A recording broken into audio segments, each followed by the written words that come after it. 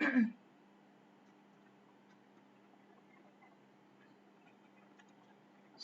hello students. I am Nidhi Gupta and hoping you all are doing well and your preparation are also going very well. I welcome you all on this study platform of Study with Pooja Mittal, or we can say SWPM classes. And today we are going to learn about lichens, and this will be the one and only lecture which will regard as lichen, which will follow lichen, and after this we will start Bryophytes series with the next lecture. In this lecture, we will completely cover lichen series. It will be the only, you can say, only session of the lichen series. One and only session, okay. इस एक session में हम lichens को खत्म कर देंगे, चाहे ये 1 घंटे का हो, 1.5 घंटे का हो या 2 घंटे का हो। ठीक है, मैं फुल्ली चीज़ों को एक्सप्लेन करूंगी and I can bet over it कि अगर आप ये सेशन कर लेते हैं, आपको लाइकेंस के लिए कहीं और जाने की बिल्कुल ज़रूरत नहीं है। आपके सब क्वेश्चन यहाँ से निकल जाएंगे एंड जैसे कि हम फॉलो करते हैं, अगर 1-2 क्वेश्चन एक्स्ट्रा का रहता है वो हम डिस्कशन में अप्लाई कर लेंगे। ठीक है, तो इसी के साथ हम शुरू करते हैं हमारा आज का session and this is our session which will regard as lichens. So start करें। चलो, मैं पेन यहाँ से ले लेती हूँ एंड मेरी कोशिश रहेगी कि लास्ट टाइम मैंने जब टेस्ट डिस्कशन वीडियो फंजाई का टेस्ट डिस्कशन जो था उसको मैंने रिव्यू किया तो मैंने देखा कि कट रही थी, मतलब जो मैं लिख रही थी वो कट रहा था साइड से स्क्रीन पे, तो वो चीज़ को मैं आज ध्यान में रखते हुए चेकिंग करूँगी इस चीज़ पर रिकॉर्ड करते समय कि चीज़ें सही से जा रही है या नहीं, या आपका पेपर जो है वो कट हो तो नहीं रहा है, जिससे आपको कोई इशू ना हो। एंड स्क्रीन भी मैंने फुल रखी है जिससे कि आप लोगों को फ़ोन में देखने में भी कोई दिक्कत ना बने। ठीक है, तो चलो हम शुरू करते हैं हमारा सेशन। हमारा सेशन है लाइकेंस। जैसे कि हमें सब पता है, हम बचपन से पढ़ते आते हैं लाइकेंस क्या होता है। लाइकेंस जो है एक सिम्बायोटिक एसोसिएशन होता है एल्गी और फंजाई का। ये हमें बेसिक सी चीज़ें पता होती हैं कि एल्गी और फंजाई का एक सिम्बायोटिक रिलेशनशिप होता है जिसको हम लाइकेंस बोलते हैं, जिसमें एल्गी जो होती है वो फूड प्रिपेयर करती है, फंजाई जो है वो क्या करती है, वो उसको शेल्टर देती है। हम कॉमन लैंग्वेज में पढ़ते आते हैं, लेकिन अब हमें थोड़ा अपर लेवल पे पढ़ना है, राइट। हमें केवल इतना जान लेने से हमारे लाइकेंस की स्टडी पूरी नहीं हो जाती है। लाइकेंस को हमें डीप में पढ़ना होगा कि वो कितने तरह के होते हैं, उनके हार्मफुल इफेक्ट्स क्या हैं, उनके यूजफुल इफेक्ट्स क्या हैं, राइट। उनके इकोलॉजिकल इफेक्ट क्या हैं, उनके टाइप्स क्या हैं, कौन सा लाइकेन क्या फ़ायदा देगा, कहाँ से क्या मिलता है, किस चीज़ को इंडिकेट करता है, वगैरह वगैरह। ठीक है, तो इस लेसन में हम डिस्कस करेंगे उसी चीज़ को सबको। तो डिटेल स्टडी करते हैं, आइए।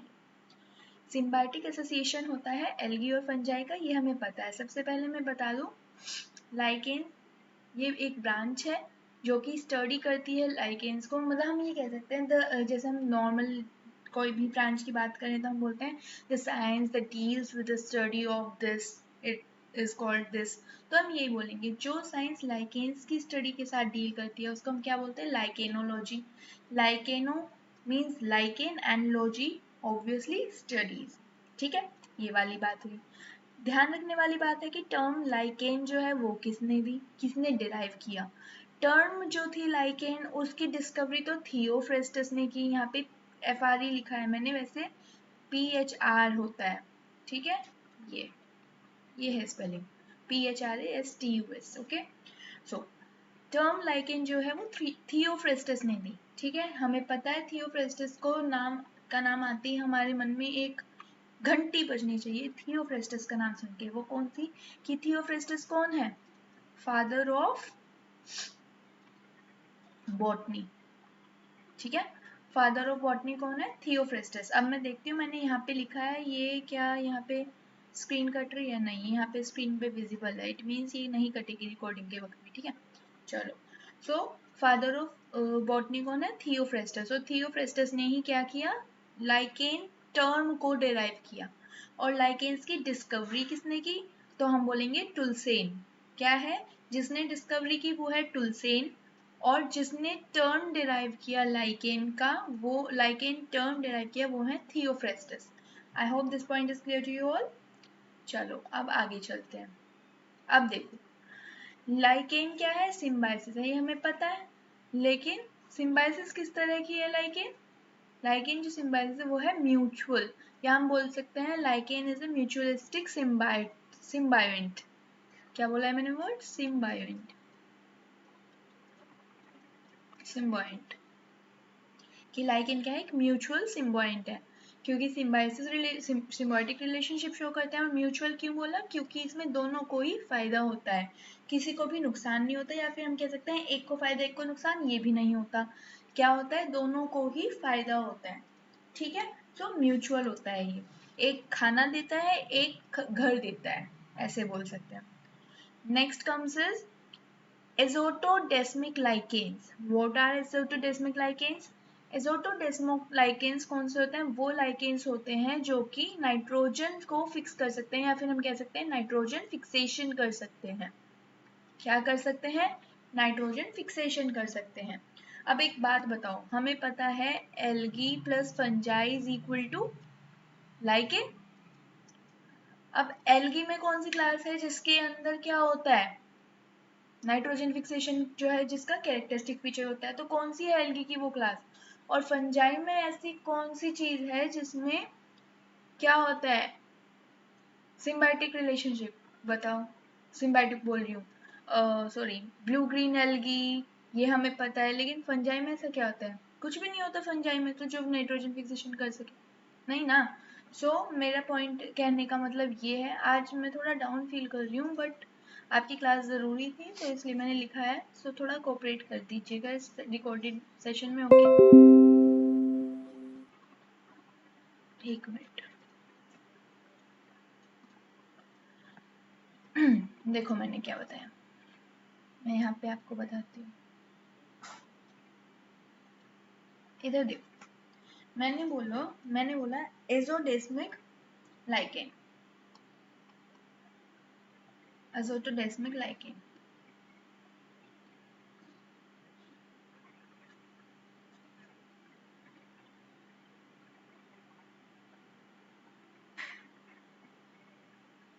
ओके, चलो थोड़ा फ्रेश होके करते हैं। ओके, एजोटोडेस्मिक लाइकेन्स, मैंने बोला ये वो लाइकेन्स होते हैं विच कैन,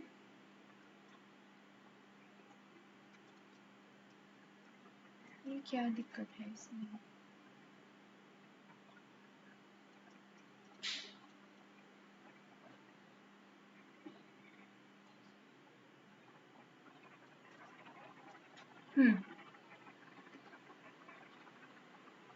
मेरा पेन क्यों नहीं चल रहा है?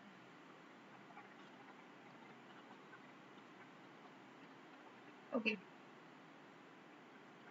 हाँ जी, विच कैन फिक्स नाइट्रोजन। ठीक है, तो हमें पता है एल्गी प्लस फंजाई होते हैं लाइकेन्स। फंजाई में तो ऐसा कुछ नहीं है, लेकिन एल्गी के अंदर एक क्लास होती है जिसको हमने पढ़ा था साइनोफाइसी, और हमने पढ़ा था कि साइनोफाइसी के अंदर कौन आते हैं? Blue green algae. और ब्लू ग्रीन एल्गी में क्या होता है? ब्लू ग्रीन एल्गी में कैरेक्टरिस्टिक फीचर क्या होता है? कि वो क्या कर सकता है? Nitrogen fixation. सो एजोटोडेस्मिक से आप यहाँ से इसे याद कर सकते हैं, एजोटो मतलब अजोला। अजोला क्या होता है? अजोला हमने पढ़ा था, वो सिम्बायोटिक रिलेशनशिप शो करता है, माइक्रोराइजल वो शो करता है ना, हमें पता है। तो ये वाली बात हुई, सिम्बायोटिक रिलेशनशिप भी तो होती है, वो माइक्रोराइजा की फॉर्म में कह लो, है ना, होती तो सिम्बायोटिक रिलेशनशिप भी है। तो लाइकेन्स भी तो सिम्बायोटिक रिलेशनशिप ही शो करते हैं, तो ये केवल एक ट्रिक के नाम पे है। ठीक है, तो एल्गी का जो साइनोफाइसी क्लास होती है वो नाइट्रोजन फिक्सेशन में क्या करती है? बहुत ज़्यादा कैरेक्टरिस्टिक फीचर प्ले करती है, रोल प्ले करती है, हम ये कह सकते हैं उसका कैरेक्टरिस्टिक फीचर होता है।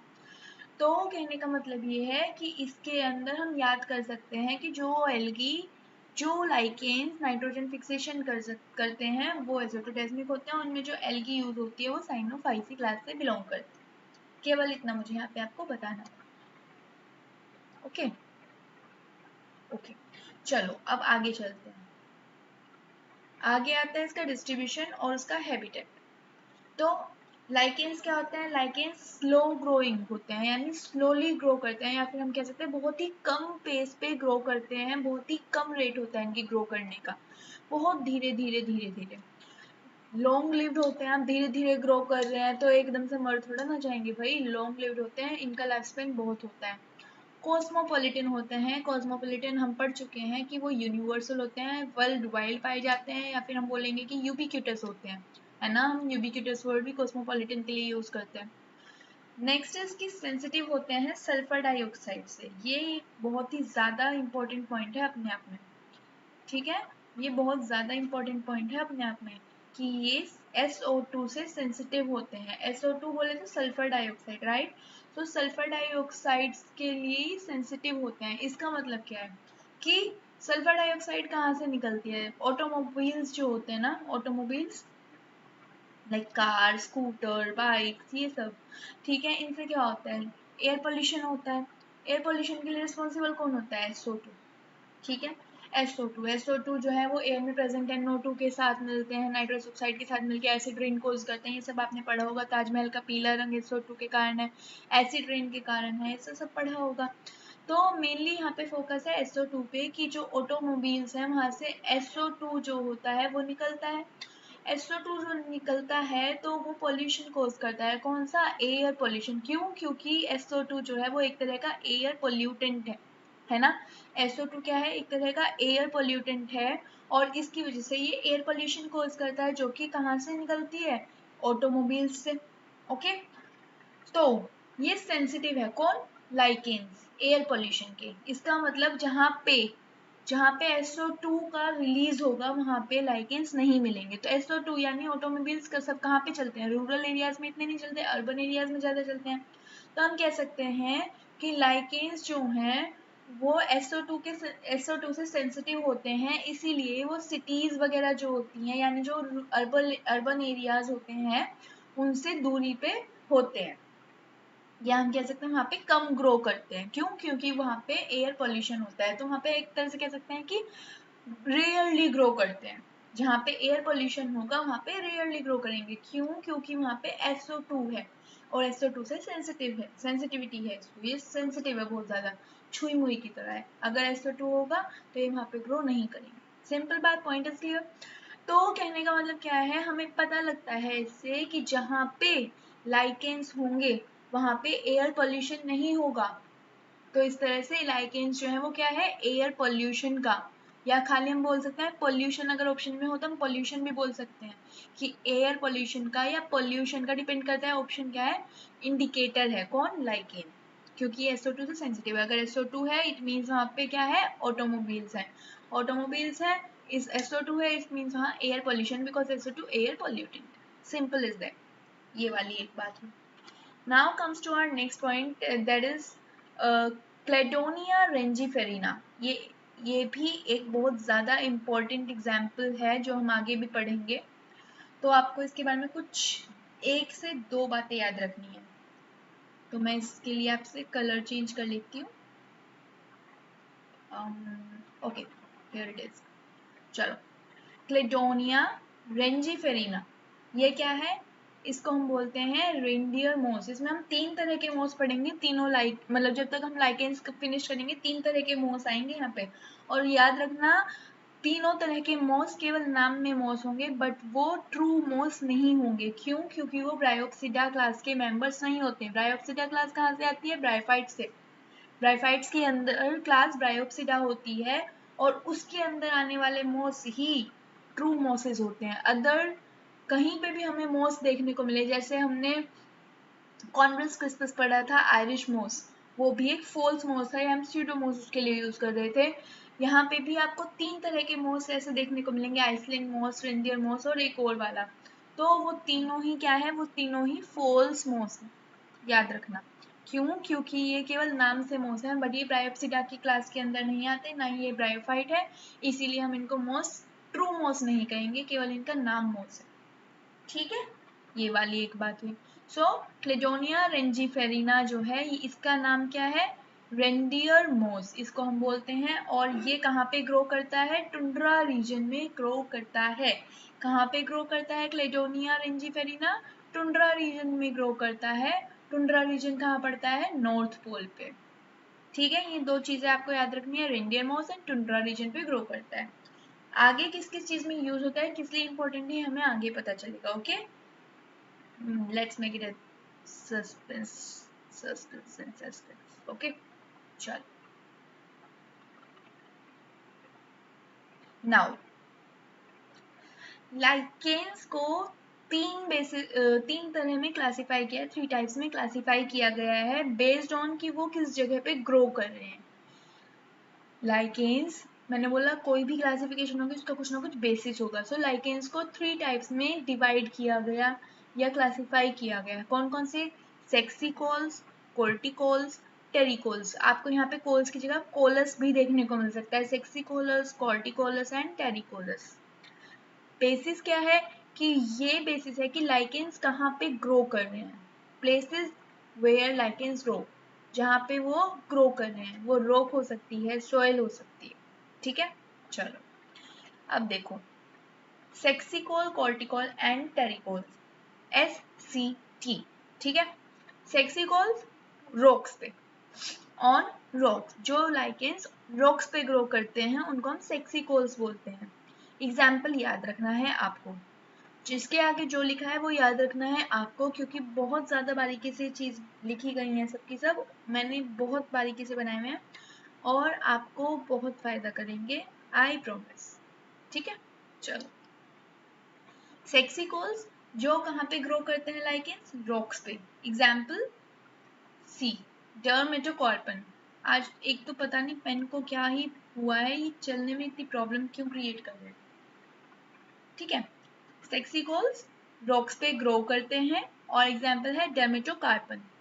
ठीक है, कोर्टिकोल्स, कोर्टिकोल्स बार्क, एग्जाम्पल है यूसनिया, या फिर हम इसको ऊसनिया बोल सकते हैं, जो भी आपका मन चाहे। ये कहते हैं मुझे कुछ भी बोल लो, यूसनिया या ऊसनिया। ओके, तो बार्क पे ग्रो करेंगे, एग्जाम्पल है ऊसनिया।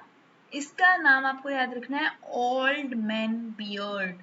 ओल्ड मैन बियर्ड यानी बियर्ड यानी होती है क्या? दाढ़ी। ओल्ड मैन यानी बुजुर्ग आदमी, बुजुर्ग आदमी की दाढ़ी, यानी ये जो स्ट्रक्चर होती है यूसनिया के, बुजुर्ग आदमी की दाढ़ी होती है। क्योंकि ये इसलिए बोला है क्योंकि यूसनिया जो है ना वो यूसनिया जो है वो फ्रूटिकोज लाइकेन होता है एक तरह का, और फ्रूटिकोज लाइकेन जो है वो हैंगिंग स्ट्रक्चर शो करता है और बहुत ही कॉम्प्लेक्स होता है। सो वो लटका रहता है, वो लटका हुआ ऐसा लगता है जैसे कि किसी बुजुर्ग आदमी की दाढ़ी हो, इसीलिए इसको यूसनिया को हमने ओल्ड मैन बियर्ड बोला है। तो इसका नाम आपको याद रखना बहुत इंपॉर्टेंट है, ओल्ड मैन बियर्ड। कौन है? यूसनिया। ठीक है, और कहाँ पे ग्रो करता है ये? बार्क पे। कॉर्टिकल कॉर्टेक्स से याद रख सकते हैं, कॉर्टेक्स कहाँ होती है? बार्क के अंदर होती है। इनर एनाटॉमी में देखेंगे कॉर्टेक्स को, तो ऐसे याद रख सकते हैं। टेरिकेल्स टेरेस्ट्रियल से याद रख सकते हैं, ऑन सोइल। ठीक है, और एग्जाम्पल है क्लेडोनिया। एग्जाम्पल क्या है? क्लेडोनिया। अभी आपको एक चीज दिखाती हूँ, सी क्लेडोनिया, रेंजीफेरिना, रेंडियर मोस, टुंड्रा रीजन। क्या पता लगा कि ये कैसा है उस क्लासिफिकेशन के बेसिस पे? टेरिकोल्स यानी grows on soil in tundra region, ऐसा बोल सकते हैं। ठीक है, ये वाली बात हुई। अब देखो फाइकोबियंट्स एंड माइकोबियंट्स, यहाँ पे आ जाते हैं।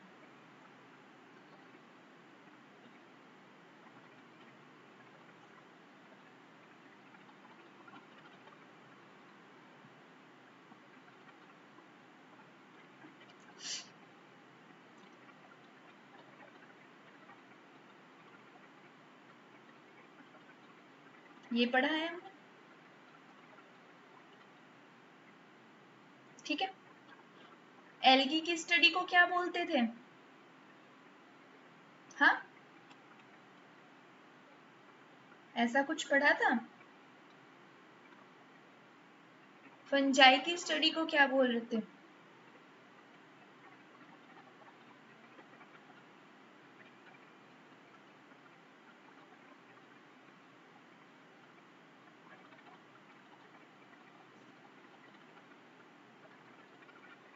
बताओ, ऐसा कुछ पढ़ा था हमने? बोलो, पढ़ा था ना? एल्गी की स्टडी को हम फाइकोलॉजी पढ़ते थे और फंजाई की स्टडी को माइकोलॉजी बोलते थे। तो अब लाइकेंस के अंदर एल्गल कंपोनेंट है, लाइकेंस के अंदर फंगल कंपोनेंट्स हैं। सो एल्गी की स्टडी को फाइकोलॉजी बोलते हैं, फंजाई की स्टडी को माइकोलॉजी बोलते हैं। एल्गल कंपोनेंट्स को क्या बोलते हैं? एल्गल कंपोनेंट्स को लाइकेंस के अंदर बोलेंगे फाइकोबायोन्ट्स एंड फंगल कंपोनेंट्स को बोलेंगे माइकोबायोन्ट्स। और ये है याद रखने वाली चीज, इसको आप भूल नहीं सकते हो। अगर आप फाइकोलॉजी और माइकोलॉजी में कंफ्यूज हो जाते हो कि भाई एल्गी में फाइकोलॉजी होती है माइकोलॉजी बोलते हैं, या फंजाई में फाइको या माइको बोलते हैं, तो इसके लिए एक चीज हम याद रख सकते हैं, सी एफ फॉर फंजाई फ प्रोनाउंसिएटेड इट विल प्रोनाउंसिएट एज फ। और जब आप फाइकोलॉजी पढ़ रहे हो फ, यहाँ पे भी सेम है। तो ये देखो फ और फ बट अपोजिट है। कैसे? फंजाई में माइकोलॉजी है एफ एम, ऐसे याद रख सकते हो एफ एम, पहला तो ये। दूसरा हम ये याद रख सकते हैं, अगर एफ एम ना याद रहे फंजाई से माइकोलॉजी एफ एम याद रहेगा। इनकेस आपको याद ना रहे तो ये याद रखना कि फ और फ सेम टीम में नहीं है। फ और फ, ये वाला फ और ये वाला फ, फाइको वाला फ, दोनों सेम टीम में नहीं है। इसका मतलब फंजाई और फाइको बायोन्ट या फाइकोलॉजी सेम टीम में नहीं है। इसका मतलब बचा कौन? माइकोलॉजी म, ये याद रख सकते हैं। सो फंजाई और फाइकोबाइंट सेम टीम में, फ सेम टीम में नहीं है। इसका मतलब फंजाई, या तो हम ऐसे बोल रहे हैं फ सेम टीम में नहीं है तो फंजाई माइकोलॉजी और फाइकोलॉजी एल्गी, जब फंजाई में हो ही नहीं सकती है फाइकोलॉजी, ऐसे याद रख सकते हैं। तो ये पॉइंट क्लियर हुआ। आगे आते हैं। अब यहाँ पे ये बात बतानी आपको जरूरी थी क्योंकि आपको ये चीज जाननी जरूरी है। अब देखो फाइकोबायोन्ट, तो फाइकोबायोन्ट में क्या आएगा? एफ एम यानी फंजाई माइकोलॉजी, और ये फाइको है जो कि फ की टीम में नहीं हो सकता। बचा कौन? एल्गी। यहाँ से याद रखो एल्गी की बात हो रही है, यानी एल्गल कंपोनेंट्स बायोन्ट्स है यहाँ पे। तो वो जो एल्गल कंपोनेंट्स होंगे लाइकेंस के अंदर, वो मेनली किससे बिलोंग करेंगे? वो मेनली बिलोंग करेंगे साइनोफाइसी से और क्लोरोफाइसी से। क्या समझे? फाइकोबायोन्ट्स मेनली जो एल्गल कंपोनेंट्स होंगे वो मेनली कौन सी क्लास से बिलोंग करेंगे एल्गी की? Cyanophyceae and Chlorophyceae. क्लोरोफाइसी बोले तो ग्रीन एल्गी, साइनोफाइसी बोले तो blue green algae. Example Nostoc, Chlorophyceae से ट्राइबोक्सिया। ठीक है। फाइकोबायोन्ट्स के ऑलमोस्ट या एटलीस्ट 33 जेनेरा, मतलब और भी हो सकते हैं बट कम से कम 33 जेनेरा जो हैं फाइकोबायोन्ट्स के देखने को मिलते हैं लाइकेंस में, यानी इससे और इससे, इस तरह से बोल सकते हैं हम, जिसमें से 12 जीनस। अब देखो एक जीनस की एक की बात करें तो वो जीनस होता है सिंगुलर में, यहाँ पे मैंने जीनस लिख दिया है बट ऐसे नहीं है। जब प्लूरल की बात करें तो जिनेरा यूज करते हैं, तो यहाँ 12 जिनेरा लिखेंगे, मैंने जीनस लिखा है वो 12 जिनेरा है। ठीक है, ये गलती से है। ठीक है, चलो। तो मैंने क्या बोला कि फाइकोबायोन्ट जो है उनमें एटलीस्ट 33 जिनेरा जो है हमें देखने को मिलते हैं, जो कि बिलोंग करेंगे साइनो और क्लोरोफाइसी से। लेकिन उनमें से एक जो होगा वो जेंथोफाइसी से बिलोंग करेगा। जेंथोफाइसी बोले तो येलो ब्राउन एल्गी, याद है? Yellow brown algae, xanthophyceae. ठीक है। ब्लू ग्रीन एल्गी से 12 जिनेरा आएंगे, क्लोरोफाइसी से 20 जिनेरा आएंगे। ये केवल आपकी इंफॉर्मेशन के लिए है, अगर इन केस पड़ जाता है पेपर में भैया की तो क्या दिक्कत है ना? बाकी नंबर्स चेंज होते रहते हैं, सही बताऊं तो नंबर्स चेंज होते रहते हैं, फिक्स नहीं होते, बट आइडिया रहना चाहिए कि अगर चेंज हुए तो एक आधा ऊपर नीचे हो जाए, है ना? वो वाली चीज है, तो आप राउंड ऑफ कर सको, चीजों को एलिमिनेट कर सको, वो वाली बात है केवल, है ना? सो 33 जीनस में से बीजीए के 12, क्लोरोफाइसी के 20 एंड जेंथोफाइसी का 1 जीनस, ऐसे हम कह सकते हैं। मेनली याद रखने वाली बात है कि साइनोफाइसी और क्लोरोफाइसी के मेंबर फाइकोबायोन्ट्स में आते हैं। माइकोबायोन्ट्स में क्या होगा? माइकोबायोन्ट्स में तो हमने 4 क्लासेस पढ़ी हैं, डिटेरो, बेसिडियो, एस्कोमाइसिटीज, ऐसे पढ़ी ना 3 क्लासेस, और फाइकोमाइसिटीज चौथी ये पढ़ी है, बट हम कंसिडर करते हैं 3 को, एस्को, बेसिडियो, डिटेरो को, क्योंकि फाइकोमाइसिटीज लोअर में आ जाती है।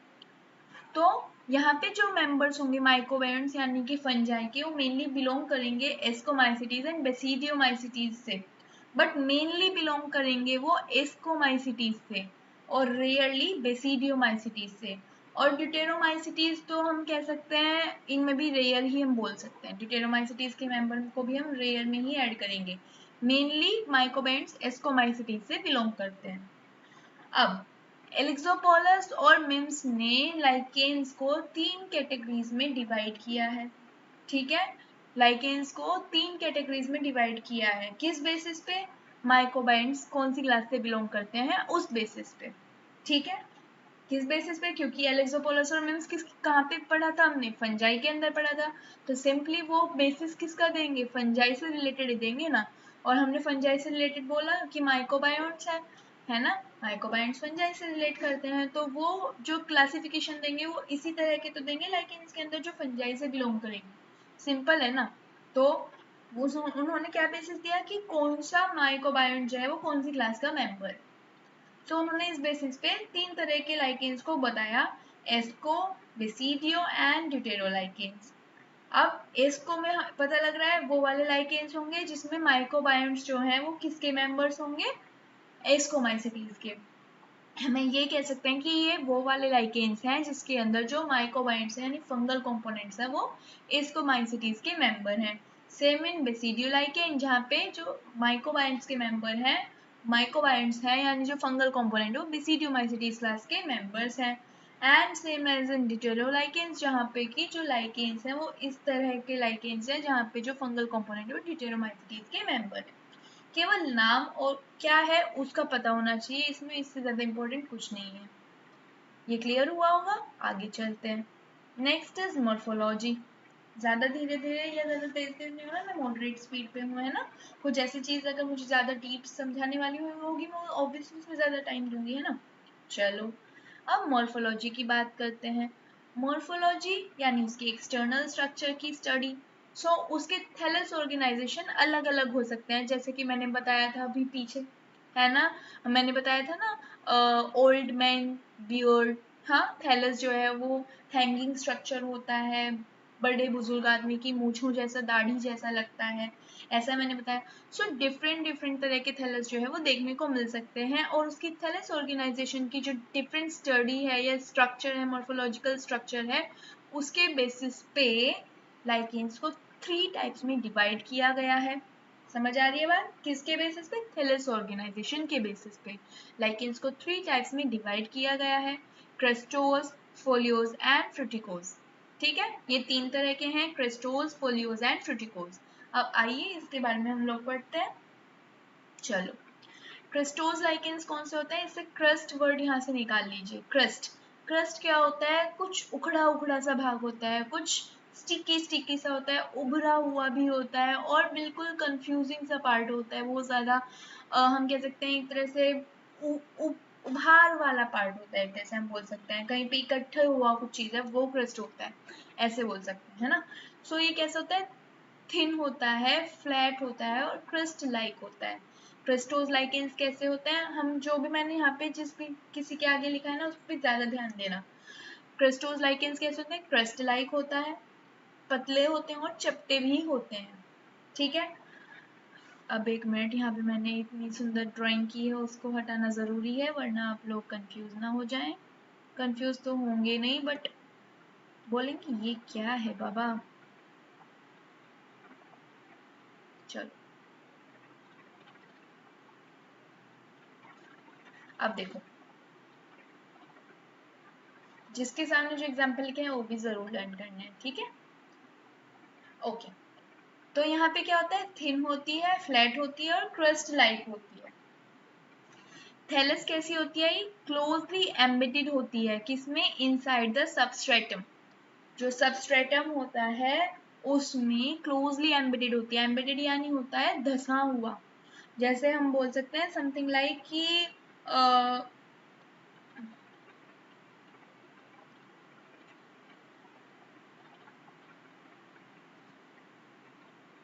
ये क्रस्ट है, हमें एक चट्टान जैसा दिखाई दे रहा है ये इस तरह से, और यहाँ पे हम ये देख सकते हैं कि जो लाइकेन्स है ना वो पूरी तरह से यहाँ पे क्लोजली अधेयर्ड है, अधेयर्ड यानी चिपके हुए हैं, धसे हुए हैं, एम्बेडेड हैं, इस तरह से हम बोल सकते हैं।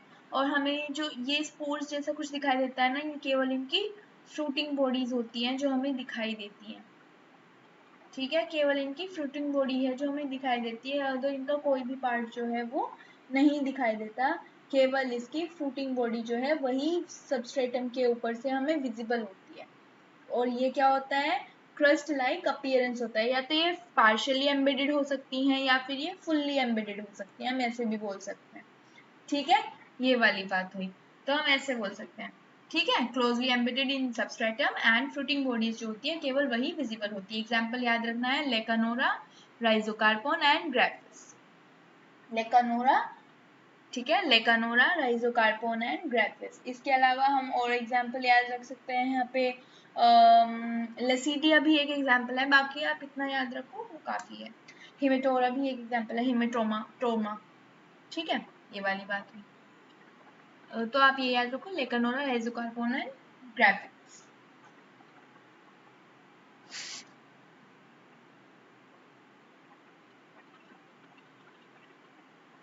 चलो next is folios lichens. Folios lichens कैसे हैं, लीफ लाइक और लॉब्ड, कैसे हैं, लीफ लाइक है और कैसा है, लॉब्ड है, लॉब्स यानी उनके अंदर चैम्बर्स हैं, इस तरह से हम बोल सकते हैं, लीफ लाइक है और लॉब्स हैं यहाँ पे, ठीक है।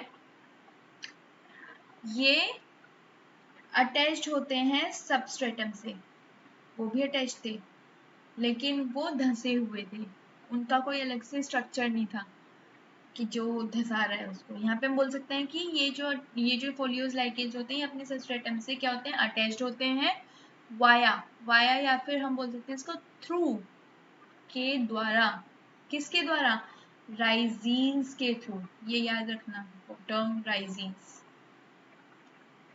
राइजीन्स बोले तो ये कुछ राइजोइड लाइक स्ट्रक्चर होती हैं जिनके थ्रू जो फोलियोज लाइकेन्स हैं वो सबस्ट्रेटम से अटैच रहते हैं। तो इसका मतलब इसका काम क्या हुआ कि ये लाइकेन्स को सबस्ट्रेटम से अटैच करने का काम करती हैं, कौन, राइजोइन्स, जो कि क्या है, राइजोइड लाइक स्ट्रक्चर होती है। एग्जाम्पल में याद रखो, पार्मेलिया, यहाँ पे ट्रिपल पी आएगा, सी, पार्मेलिया, फिस्किया एंड पेल्टीजेरा।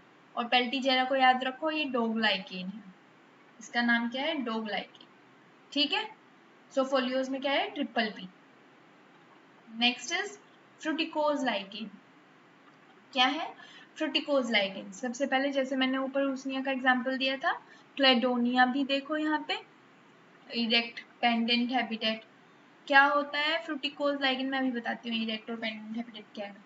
फ्रूटिकोज लाइकेन्स कैसे हैं, ब्रांच्ड होते हैं, भाई दाढ़ी है निकली हुई है। अब ये तो कुछ ज्यादा ही खूबसूरत मैंने बना के दिखा दी। अभी बताओ किसी बुजुर्ग आदमी की इतनी सुंदर दाढ़ी होने लगी भला, तो बेचारा जिएगा कैसे, अगर उसके बाल ही इतने उलझे हुए रहे मुंह के, दाढ़ी के, तो बेचारा वो सोएगा कैसे, क्या जुएं नहीं लग जाएंगी उसकी दाढ़ी में बताओ।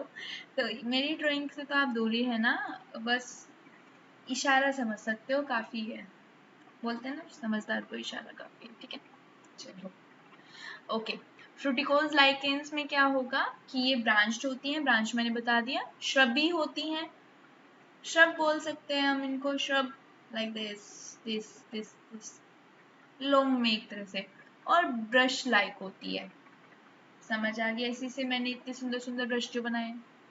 मोस्ट कॉम्प्लेक्स, कॉम्प्लेक्स भी इसीलिए है क्योंकि ब्रश लाइक है, श्रबी है, ब्रांच्ड है, तो मोस्ट कॉम्प्लेक्स तो अपने आप होगी। Found hanged on the substratum, ये बाकी जो दो थी वो तो सबस्ट्रेटम से या तो अटैच्ड थी या अधेयर्ड थी, ये क्या है, ये अटैच तो है लेकिन ये सबस्ट्रेटम पे हैंगिंग पोजीशन में होती है, लटकी हुई होती है। तो कुछ केसेस में तो ये क्या होती है, पेंडेंट शेप, यानी इस तरह से, यानी एक पेंडेंट जो होता है नेकलेस में उसकी तरह ये हैंग्ड है। कुछ में क्या होती है कि इरेक्ट होती है, लाइक दिस, ऊपर इरेक्ट सीधा ही तो होता है, तो हम पेंडेंट को रिवर्टेड भी बोल सकते हैं, इन्वर्टेड भी बोल सकते हैं। और इरेक्ट में क्या होता है, सीधी होती है, समथिंग लाइक दिस ऐसे। सो इरेक्ट वाली फ्रूटिकोज लाइक इनके एग्जाम्पल में आएगा क्लेडोनिया और पेंडेंट शेप या पेंडेंट हैबिट वाला कौन आएगा? ऊसनिया। और इवर्निया जो है, यहाँ पे इवर्निया लिखा है, मैं मिटा देती हूँ थोड़ा सा यहाँ पे। ये जो इवर्निया है ये भी इरेक्ट ही होता है, देखो दिखाई दे रहा है, इवर्निया इरेक्ट ही होता है।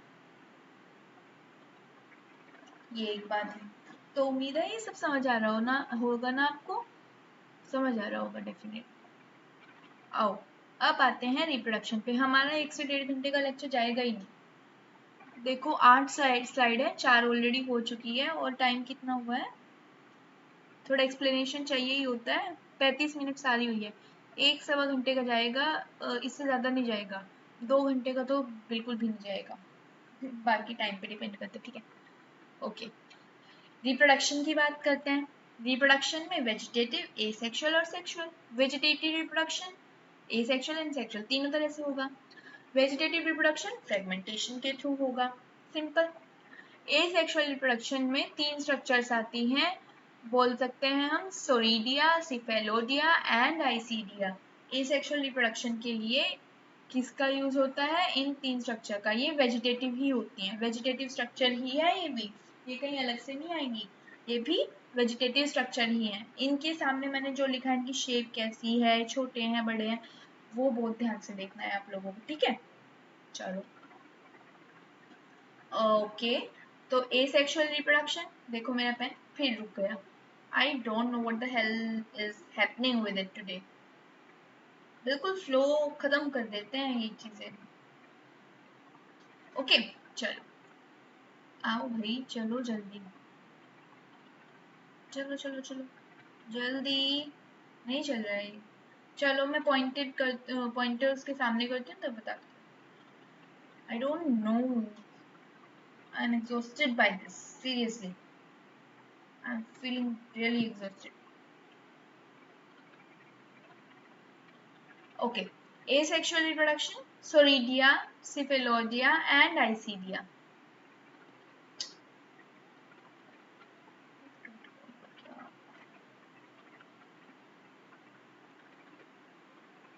Soridia, Cephalodia and Isidia. Asexual reproduction किसके थ्रू हो रहा है? Soridia के थ्रू, Cephalodia और Isidia के थ्रू। Soridia या हम इनको Soridia स्पोर्स बोल सकते हैं, क्योंकि हमें पता है सेक्सुअल रिप्रोडक्शन में स्पोर्स काम करते हैं। तो ऐसे बात करते हैं, जो भी नाम लिखा है उसके आगे स्पोर्स लिख दिया। सोरिडिया जो है वो स्मॉल होते हैं, ये भी स्मॉल होते हैं आईसीडी, और सिफेलोडिया भी जो होते हैं वो भी क्या होते हैं? स्मॉल ही होते हैं। जो सोरिडिया होते हैं वो स्मॉल होते हैं, बर्ड लाइक आउटग्रोथ होती है ये, बर्ड लाइक समथिंग, छोटा सा एक वेजिटेटिव पार्ट जो है वो बढ़ जाता है, बर्ड फ्रेगमेंटेशन, वो वाली चीज है ये, ठीक है। तो बर्ड लाइक पार्ट होता है ये, छोटा सा जो पार्ट होता है वेजिटेटिव ग्रोथ का, वो आउटग्रोथ, बर्ड लाइक आउटग्रोथ होती है। वेजिटेटिव जो थैलस है उसका आउटग्रोथ जो है वो बढ़ जाता है, बर्ड लाइक स्ट्रक्चर शो करता है। मोस्ट इंपॉर्टेंट इज स्फेरिकल होता है, स्फेरिकल की जगह राउंडेड भी यूज हो सकता है, तो बिचलना नहीं है, कंफ्यूज नहीं होना है ना। और कहाँ पे मिलता है? थैलस की सरफेस पे मिलता है। कहाँ? थैलस की सरफेस पे हमें देखने को मिलता है। मैं बता नहीं सकती आपको, क्योंकि मेरा पेन जो है वो चलना बिल्कुल बंद हो चुका है। मैं कब से ट्राई कर रही हूँ कि, और मैं समझ चुकी हूँ मैं भी ये क्यों नहीं चल रहा है। हियर इज द रीजन, इसलिए नहीं चल रहा है। मेरी नजर अभी पड़ी, चल गया सॉरी, मेरी नजर अभी गई। मैं सोच रही हूँ कब से यार ये क्यों नहीं चल रहा है, क्यों नहीं चल रहा है, ये ठीक है, इसमें क्या ही खराबी हो गई। मैं परेशान हो गई 2 मिनट के अंदर अंदर, और मैंने ध्यान दिया मैंने पेन को तो मार्क ही नहीं किया हुआ, तो पेन आएगा कहाँ से भैया, हद है मतलब। चलो, कई बार ऐसा ध्यान भंग ही हो जाता है बिल्कुल। तो देखो अब मैं बताती हूँ। सोरिडियम में क्या बताया मैंने कि स्मॉल होते हैं, बर्ड लाइक आउटग्रोथ है, स्पेरिकल से याद रखिएगा, राउंडेड भी आ सकता है, और सरफेस ऑफ थैलस पे है, इसका मतलब ये कह सकते हैं, सपोज ये सरफेस है, ऐसे याद, ये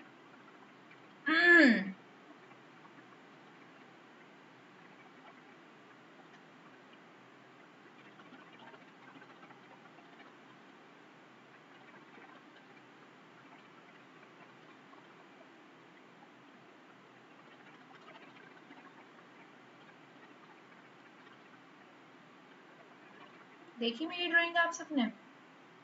देख रहे हो?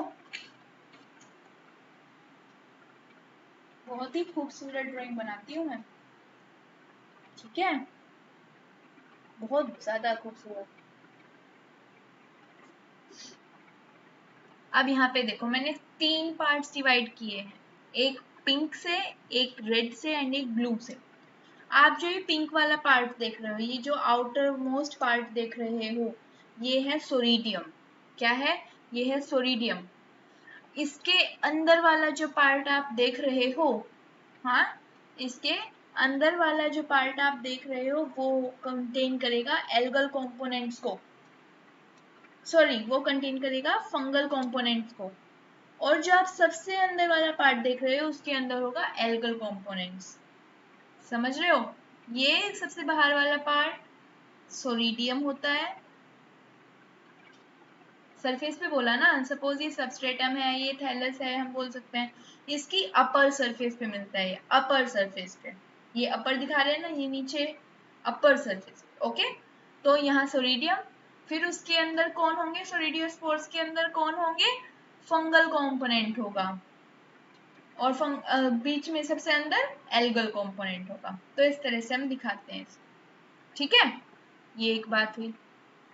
नाउ आइसीडियोस्पोर्स, ये स्मॉल होते हैं, इरेग्युलर आउटग्रोथ होती है। तो क्या इरेग्युलर हुए, छोटे छोटे हुए, पहली तो ये बात। दूसरी, एक काम तो ये क्या करेगा, सेक्सुअल रिप्रोडक्शन कर रहा है। अलोंग विद इट ये दूसरा काम क्या कर रहा है कि ये जो थैलस की फोटोसिंथेटिक सरफेस है उसको रेज करने का काम करता है। मैं एक बार देख लूँ, स्क्रीन शो हो रही है, कुछ जा तो नहीं रहा है, out of screen, out of range, देखते हैं एक बार, let me check once. Okay, सब सही है, सब सही है ना? तो मैंने क्या बोला कि जो आइसीडिया हैं या आइसीडियोस्पोर्स हैं, छोटे छोटे होते हैं, इरेग्युलर आउटग्रोथ्स की जैसी होती है, मैंने बताया वेजिटेटिव आउटग्रोथ्स ही हैं ये सब।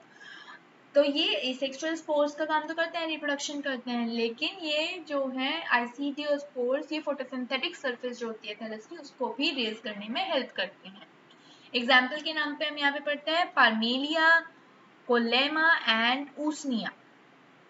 पार्मेलिया, ऊसनिया एंड कोलेमा, इसके एग्जाम्पल में हम क्या पढ़ते हैं, ऊसनिया, पार्मेलिया और कोलेमा, ठीक है, ये वाली बात हुई। और हम अगर बात करें किसकी, सोरिडियम की, तो सोरिडियम में हम पार्मेलिया और फिस्किया जो है वो एज एन एग्जाम्पल पढ़ सकते हैं, ठीक है, पार्मेलिया एंड फिस्किया को। और एक चीज की, जो सोरिडिया है वो अपनी थैलस से किस तरह डिटैच होके न्यू उसमें जर्मिनेट करते हैं, तो जो रेन इफेक्ट है यानी रेनी ड्रॉप्स हैं, रेन ड्रॉप्स कह सकते हैं, या फिर जो विंड है उसके थ्रू क्या होगा, वो अपने थैलस से डिटैच होते हैं। सिंपल है, किसी ना किसी मीडियम से डिटैच होंगे और वो न्यू जहाँ गिरेंगे नए उसमें डिवाइड डेवलप कर जाएंगे, सिंपल। सिफेलोडियम में क्या होगा, सिफेलोस्पोर्स इसको बोलते हैं, छोटे छोटे होते हैं और ये यंगर पार्ट्स जो होता है थैलस का उससे डेवलप करते हैं। किस पे डेवलप करते हैं, यंगर पार्ट्स पे। Develops on the younger part, यानी जो छोटे पार्ट्स होते हैं, यंगर यानी कि जो अभी ग्रो कर रहे हैं, ठीक है, एक ओल्ड पार्ट होता है, एक यंगर पार्ट होता है। यंगर वाला जो ओल्ड से पहले ग्रो कर चुका है, जो ओल्ड, जो न्यू वन से पहले, देखो सपोज दिस वन, सपोज इस तरह से ये ग्रो हो रहे हैं, एक लीफ की बात बता रही हूँ, ऐसे ग्रो हो रहे हैं, तो ऊपर की तरफ जा रहे हैं ग्रो करते करते, तो ये अगर ऊपर की तरफ जा रहा है, पहले ये ग्रो हुआ होगा, फिर ये ग्रो हुआ होगा, फिर ये ग्रो हुआ होगा, ऐसे ही तो हुआ। तो सबसे पहले जो ग्रो हुआ वो कैसा हो गया, अब जब पहली जनरेशन तो यही थी, पेरेंटल जनरेशन, हम बोल सकते हैं सबसे बड़ा भाई तो यही है, फिर ये हुआ, फिर ये हुआ, ये सबसे छोटा भाई है। इसका मतलब ये क्या है, ये यंगर है, सबसे छोटा है ना, और ये क्या है, ये ओल्डर वन है। समझ रहे हो डिफरेंस? तो ये वाली बात है यहाँ पे, यंगर पार्ट से समझ आया, जो कि न्यूली डेवलप हुए हैं पार्ट, यंगर, न्यूली डेवलप्ड। है ना। तो क्या बोला मैंने, एक, हाँ मैंने बोला कि जो सिफेलोडियम है इसके बारे में आपको केवल इतनी ही बात जाननी है कि ये कहाँ पे डेवलप होता है, यंगर पार्ट पे डेवलप होता है थैलस के, जो थैलस का यंगर पार्ट होगा। कहाँ से डेवलप होगा, फ्रॉम सोरिडिया ऑफ अदर स्पीसीज। कहाँ से, अदर स्पीसीज के सोरिडिया से। डेवलप किससे होगा, ये किसी अदर स्पीसीज की, कोई अदर स्पीसीज है उसके सोरिडिया से, उसके सोरिडिया से डेवलप हो रहा है। कहाँ पे, थैलस के यंगर पार्ट पे। इसका रिस्पॉन्सिबल कौन है, इसको कौन जन्म दे रहा है, सोरिडिया, किसी अदर स्पीसीज का। यानी सिफेलोडियम किसी स्पीसीज पे होगा, तो किसी अदर स्पीसीज का सोरिडिया से ये आ रहा है उस वाली पे जहाँ पे ये ग्रो कर। ठीक है, ये वाली बात है। Next is sexual reproduction. यहाँ पे ज्यादा कुछ नहीं है इनमें, सेक्सुअल रिप्रोडक्शन में हमें इतना कुछ नहीं पढ़ना है, बस ये चीजें आपके लिए रख दी गई हैं ताकि आपका क्वेश्चन ना रह जाए, बस, और कुछ भी नहीं। देखो, रेयर होता है, क्या होता है, रेयर होता है, रेयरली होता है, मतलब मेनली एसेक्सुअली होता है। अगर होता है तो पार्शली नोन होता है। इसका मतलब क्या है पार्शली नोन, यानी कंप्लीटली क्यों नहीं बोला, पार्शली क्यों बोला, बिकॉज एल्की और फंजाई दो होते हैं, बट जो रिप्रोडक्शन होता है, सेक्सुअल रिप्रोडक्शन, उसमें मेन कंपोनेंट जो होता है वो केवल कौन होता है, फंजाई। रिप्रोडक्शन, सेक्सुअल रिप्रोडक्शन के लिए केवल फंगल कंपोनेंट जो है वो एक मेन कंपोनेंट की तरह बिहेव करता है, एल्गल कंपोनेंट का कंट्रीब्यूशन उसमें नहीं होता है, इसीलिए इसको पार्शियली बोला गया है, पार्शियली नोन। समझ आया। फीमेल सेक्स ऑर्गन को हम इसमें कार्पोगोनिया बोलते हैं, जो डिफ्रेंशिएटेड होता है एस्कोगोनियम और ट्राइकोगाइन में। ठीक है, किसमें, एस्कोगोनियम और ट्राइकोगाइन में। एस्कोगोनियम क्या होगा, वो बेस पे होगा, ट्राइकोगाइन टिप पे होगा, इलोंगेटेड होगा। यहाँ से मेल सेक्स ऑर्गन आएगा, ट्राइकोगाइन एक स्टिकी पार्ट टिप जो है वो कंटेन करता है, इसके थ्रू अंदर आएगा वो, और यहाँ बेस पे एस्कोगोनियम है जहाँ पे एग होगा, रिलीज हो जाएगा, फ्यूजन हो जाएगा। ट्राइकोगाइन क्या है, मल्टी सेल्यूलर होता है, ये याद रखना है। मेल सेक्स ऑर्गन क्या है, स्पर्मोगोनिया है, और क्या बनाएगा, मेल सेक्स ऑर्गन्स जो है वो क्या बनाते हैं, स्पर्म्स बनाते हैं, सो स्पर्मेटिया बनाएगा।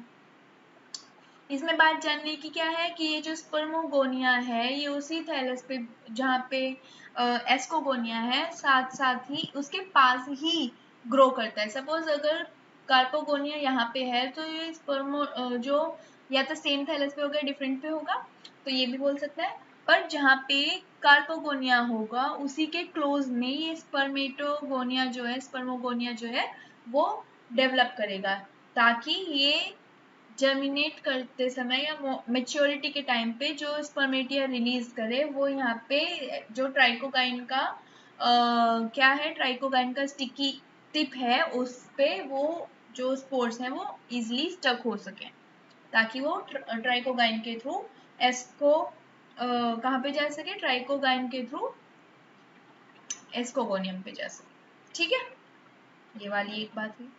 फ्रूटिंग बॉडी डेवलप करेंगे, फ्रूटिंग बॉडी डेवलप करेंगे तो क्या होगा, एपोथीसियम, पेरीथीसियम, या तो एपोथीसियम होगी फ्रूटिंग बॉडी या फिर पेरीथीसियम होगी। एपोथीसियम कैसी थी, सोसर शेप, पेरीथीसियम फ्लास्क शेप। एपोथीसियम हुई तो एग्जाम्पल पार्मेलिया, पेरीथीसियम हुई तो एग्जाम्पल डर्मेटोकार्पन। क्या, डर्मेटोकार्पन। आपको एक चीज दिखाती हूँ मैं अब,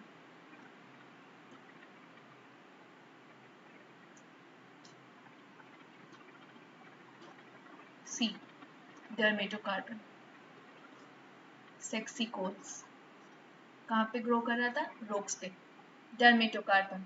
इससे हमें क्या पता लगा कि डर्मेटोकार्पन कहाँ पे, सेक्सिकोल्स है, यानी कि रोक्स पे ग्रो करते हैं। सेकेंड चीज हमें क्या पता लगी कि डर्मेटोकार्पन क्या है, इसके अंदर सेक्सुअल रिप्रोडक्शन होता है। और दूसरी चीज हमें क्या पता लगी, जो फ्रूटिंग बॉडी है वो कैसी बनती है, डर्मेटोकार्पन पे फ्रूटिंग बॉडी कैसी बनती है, पेरीथीसियम। क्लियर हुआ पॉइंट, तीनों चीजें कनेक्ट हो गई। इकोनॉमिक इंपॉर्टेंस पे आ जाते हैं फटाफट से, बस ये आप लास्ट ही मान के चलो, क्योंकि इकोनॉमिक इंपॉर्टेंस में ही थोड़ा सा टाइम और लगेगा, हार्मफुल इफेक्ट्स इतने नहीं है। ठीक है, इकोलॉजिकल इकोनॉमिक में ही आ जाएंगे। कैसे, मैं बताती हूँ। फर्स्ट देखो, health in pedogenesis. What is pedogenesis? What is pedogenesis? आता होगा क्वेश्चन एकदम से माइंड में, मैम पेडोजिनेसिस क्या होता है, बट आपने इकोलॉजी पढ़ी है मुझे पता है, तो आपको पेडोजिनेसिस ना पता हो ऐसा पॉसिबल है ही नहीं। But from my and I will try to convey all the important points to you all so that never ever there is a doubt you all will get. कोई भी इस तरह का डाउट ना हो जो तुम्हारा बाकी रह जाए। There will be nothing like residual as a doubt. Okay? चलो,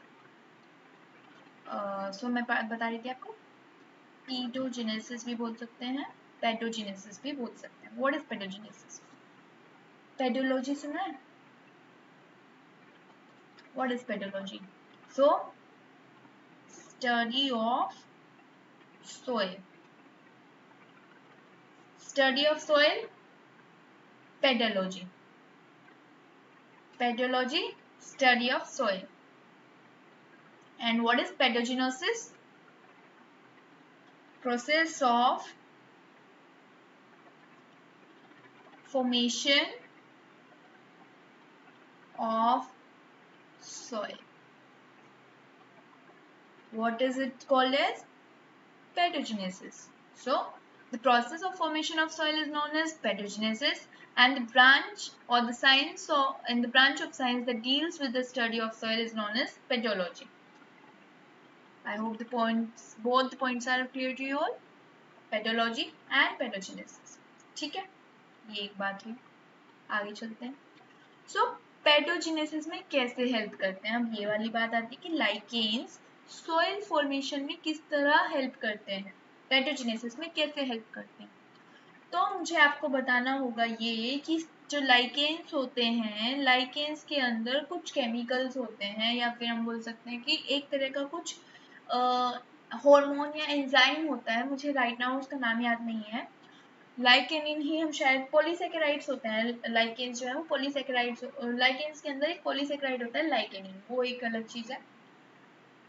पर यहाँ पे क्या होता है कि मैं उस चीज को आपको कंफर्म करके बताऊंगी। बाकी होता ही है यहाँ पे कि लाइकेन्स जो होते हैं ना, लाइकेन्स मेनली ग्रो कर, लाइकेन्स जो है वो मेनली इंडिकेटर होते हैं किस चीज के, कि वेजिटेशन जो है वो उसका अराइवल होने वाला है। क्या बोला मैंने? किसका इंडिकेटर होते हैं कि ये बताते हैं जहाँ पे भी लाइकेन्स होते हैं। एक तो हमने बता दिया कि क्या है इंडिकेटर, एयर पोल्यूशन, वो तो हमने बता दिया। दूसरी चीज जो लाइकेन्स है वो किसका इंडिकेटर होते हैं कि लाइकेन्स जहाँ पे भी होंगे उससे क्या पता चलेगा कि जो वेजिटेशन है उसका अराइवल होने वाला है, वेजिटेशन का अराइवल या फिर अराइवल ऑफ वेजिटेशन। अब ये क्या बला है भाई, देखो सपोज कोई बेयर फील्ड है या बेयर रॉक है, ठीक है, बेयर प्लेन है या एरिया है, बेयर बोले तो बंजर जमीन बोल लो। तो लाइकेन्स जो होते हैं ना वो पियोनियर स्पीशीज की तरह काम करते हैं। अब बोले तो मैम ये पियोनियर स्पीशीज क्या बवाल है, ये भी आपको पता है, आप मुझे पता है आपने इकोलॉजी पढ़ी है। पियोनियर स्पीशीज क्या होते हैं, किसी भी बंजर जमीन पे या किसी भी ऐसी जमीन पे जहाँ पे इससे पहले कोई भी स्पीशीज जो है वो ग्रो ना किया हो, हाँ, जहाँ पे कभी भी कोई स्पीशीज जो है वो ग्रो ना किया हो, इससे पहले वहां पे प्रजातियां हुई ही ना हो, ठीक है, ऐसे बोल सकते हैं। तो या फिर वो डिस्ट्रक्ट हो गई हो किसी कैलेमाइटी के थ्रू वो जमीन, या फिर कोई वहाँ पे बहुत ज्यादा फील्ड जो है वहाँ की फर्टिलिटी खत्म हो गई हो, डिस्ट्रक्शन हो चुका हो, कोई भी रीजन हो सकता है कि वो रोक जो है वो प्लेन जो है वो बेयर हो गया, बंजर हो गया। तो उस केस में वहां पे वापस से वेजिटेशन आने के लिए क्या जरूरी है कि वेजिटेशन आने के लिए क्या होगा कि कोई तो ऐसा हो जो वापस से वहां पे आके अपनी घर संपत्ति बनाए, तभी तो देखेंगे भाई घर संपत्ति बन रही है, यहाँ पे तो भाई जमीन खाली है हम भी अपना घर बना लें, ऐसे ही तो होता है। तो वो काम कौन करते हैं कि सबसे पहले आके जो वहां पे वास करते हैं, जो वहां पे वास करते हैं वो कौन होते हैं, लाइकेन्स होते हैं। अब वास करने से क्या मतलब है, लाइकेन्स टुकड़ुक टुकड़ुक टुकड़ुक बोले तो ऐसे करके नहीं आते घोड़े की तरह। एल्गी प्लस फंजाई की, एल्गी फंजाई को बोले चल बहन इधर चलते हैं, एल्गी बोली चल भाई यहाँ पे तो खाली स्पेस है, चलो अपना घर बसाते हैं यहाँ पे। ऐसे नहीं होता। होता क्या है, सपोज ये बेयर रोक है और यहाँ पे क्या होगा कि मैंने बोला लाइकेन्स के अंदर जो है ना कुछ एंजाइम होते हैं या फिर कुछ हार्मोन होते हैं, मैं उनको कंफर्म करके आपको बताऊंगी नाम। तो वो यहाँ उनके अंदर क्या एबिलिटी होती है कि वो उसको सिक्रीट करते हैं और वो जो पत्थर होते हैं ना, रॉक्स जो होती हैं, उनको तोड़ देते हैं किसमें, सोइल में। क्या बोला मैंने, वो जो एंजाइम या वो जो हार्मोन होता है वो क्या करता है, वो जो पत्थर होते हैं, जो चट्टानें होती हैं उनको, मतलब इतने बड़े बड़े चट्टान तो होगी नहीं, बेयर रॉक है, इतने से स्पेस में आ गए भाई लाइकेन्स, हाँ शुरुआत में इतने से में आ गए ऐसे, तो क्या करेगा कि वो उसको डिसॉल्व कर देता है और सोइल में कन्वर्ट कर देता है। अब जब सोइल में कन्वर्ट हो गया तो क्या होगा, सोइल में कन्वर्ट हुआ तो ग्रो करना शुरू कर देगा। जब सोइल में कन्वर्ट हुआ, क्योंकि सोइल है तो उसकी टॉप मोस्ट सोइल तो बहुत फर्टाइल होगी। जब सोइल आ गई वहां पे तो सोइल की टॉप मोस्ट लेयर तो बहुत ज्यादा फर्टाइल होती है, जिसका इरोजन होना अगर हुआ तो वहां से उसकी फर्टिलिटी खत्म हो जाती है, जिसको हम सोइल इरोजन बोलते हैं, अगर टॉप सोइल जो है रिमूव हो जाती है। ऐसा होता है ना। बट हमें रहना यहीं पे है कि सोइल जो है वो बन गई, सोइल बन गई तो वो यहाँ पे लाइकेन्स ग्रो करेंगे। अब क्योंकि वहां पे इससे पहले कोई भी स्पीशीज ग्रो नहीं की थी और केवल लाइकेन जो है वो पहली बार आए और उन्होंने धन संपत्ति अपनी शुरू की यहाँ पे बनानी, तो लाइकेन्स जो है वो क्या है, पाइनियर स्पीशीज है, या हम इसको पियोनियर स्पीशीज बोलते हैं, पाइनियर या पियोनियर, पाइनियर बोल सकते हो। ओके, तो ये वाली एक चीज हुई। अभी मैं इसको हटा देती हूँ, ये 1 मिनट का टाइम लेगा। अब ये हटेगा, वापस से विंडो खोलेगा, बस 1 मिनट रुक जाइएगा, आ गया। चलो, हाँ, तो पाइनियर स्पीशीज ये वाली बात है। तो इसका मतलब लाइकेन्स जहाँ पे भी होंगे, हाँ, वो हमें क्या बताएंगे कि वो बेयर रोक्स पे धन संपत्ति जमा कर रहे हैं। इसका मतलब क्या है कि लाइकेन्स जो है पाइनियर स्पीशीज का काम करते हैं। इंडिकेट क्या कर रहे हैं, जब पाइनियर स्पीशीज आ गए तो क्या होगा, पाइनियर स्पीशीज आ गए, ये किसी वजह से खत्म हो जाएंगे, फिर इसके आगे दूसरे स्पीशीज आएंगे, लास्ट में क्लाइमेक्स स्पीशीज आते हैं, ऐसे पढ़ते हैं ना, सक्सेशन पढ़ रहे हैं हम, पाइनियर सक्सेशन, और जो लास्ट तक क्लाइमेक्स तक आते हैं बीच में उनको सीयर बोलते हैं, जीरो जीयर, ये सब होता है ना, वो सब है ये। ठीक है, सीयर, जीरो जीयर अलग है, सीयर उनको सीयर बोलते हैं, जो बीच में आते चले जाते हैं, पाइनियर से शुरू होते हैं क्लाइमेक्स पे खत्म होते हैं, ऐसा होता है। चलो वो अलग चीज है, बाकी हम कनेक्ट कर सकते हैं चीजों को, ये एक बात है। तो ये हो गया। तो फेडोजेनेसिस सोइल फॉर्मेशन में कैसे हो रही है पता लग गया, और इसी वजह से इनको बायोलॉजिकल हैमर्स बोलते हैं, यानी जैविक हथौड़ा होता है। क्यों, क्योंकि ये जो पत्थर है उनको डिसॉल्व कर देता है सोइल में। पत्थर हम तो हाथ से नहीं तोड़ सकते, हमें तो हथौड़ा ही लगेगा भाई पत्थरों को तोड़ने के लिए, कुल्हाड़ी, हथौड़ा, ये सब तो लगता है, हथौड़ा लगता है। चलो, पाइनियर स्पीशीज समझ आ गया, और bio indicator of air pollution है, ये भी हमें समझ आ गया। क्यों समझ आ गया भाई, SO2 का सेंसिटिविटी शो करते हैं SO2 के साथ, तो ये क्या है, पाइनियर स्पीशीज जो है वो है, और इंडिकेटर है पोल्यूशन। क्या हुआ, respond, no no no, okay, मुझे लगा रिस्पॉन्ड नहीं करेगा, स्क्रीन बंद हो जाएगी। ओके, तो ये वाली एक चीज हुई, और ये इकोनॉमिक इंपॉर्टेंस नहीं है, इसको हम बोल सकते हैं, इकोनॉमिक भी बोल सकते हैं, बट मेनली इस पॉइंट को, इसको ये सब जो है वो इकोलॉजिकल इंपॉर्टेंस में आएंगे। क्यों, इकोसिस्टम से रिलेट करती है इसलिए। तो ये इकोलॉजिकल इंपॉर्टेंस है किसकी, लाइकेन्स की। अब बात करते हैं फाइनली कि इकोनॉमिक इंपॉर्टेंस क्या है, जो धन संपत्ति से रिलेट हो या किसी को लिवलीहुड दे रहा हो किसी तरह से, इस तरह की चीजें इकोनॉमिक में आती हैं, जिससे इकोनॉमिक वैल्यू बढ़ रही है चीजों की, ये वाली चीज। तो यहाँ पे आपको लर्न करने वाली बहुत सारी चीजें हैं, तो कान और आंखें दोनों खुली रखना, ठीक है। पहले, सबसे पहले क्लेडोनिया रेंजीफेरा पढ़ चुके हैं पूरी 2 बार। रेंडियर मोस्ट कहते हैं, कहाँ पे ग्रो करते हैं, टुंड्रा रीजन में जो नॉर्थ पोल पे पड़ता है। एज फूड यूज होता है, एडिबल लाइकेन है, प्रोटीन रिच होता है, इसलिए इसको एडिबल लाइकेन कहा गया है। क्लियर?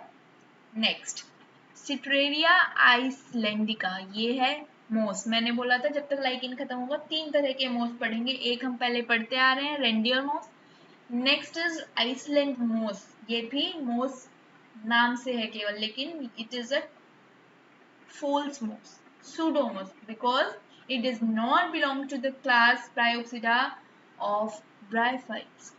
Okay, चलो, सिट्रेरिया आइसलैंडिका, आइसलैंड मॉस है ये, स्टार्च रिच होता है ये।